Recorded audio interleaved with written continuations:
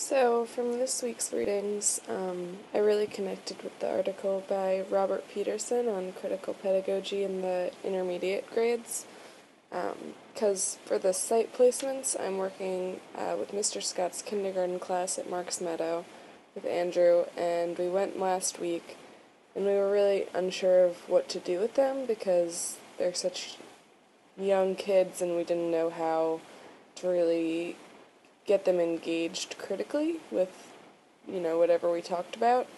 So when we got to the class, Mr. Scott started explaining to us that there were a lot of international kids at Marks Meadow, probably something like, I don't know, he named a lot of different countries that the kids were from, like Egypt and El Salvador, and I forget where else. But so that got us thinking about maybe having them celebrate those differences, and so we started talking about maybe making a book of having them draw pictures of their families and a family tradition that they had, and putting it all together so that they could have something tangible and that they could look at and learn from, for a while.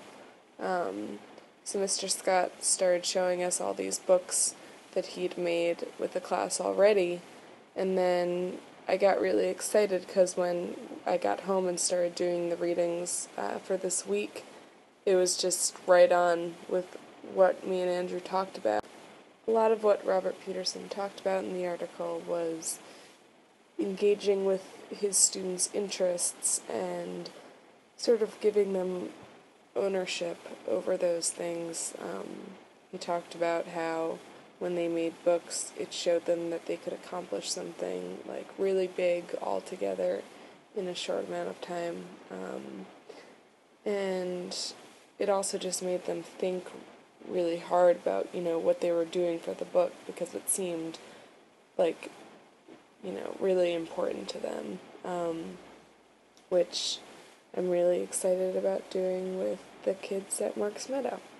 So, yeah, I really liked this week's readings because I think they were really applicable to what we've been doing, and I could just really relate it to my own experiences, so that was good.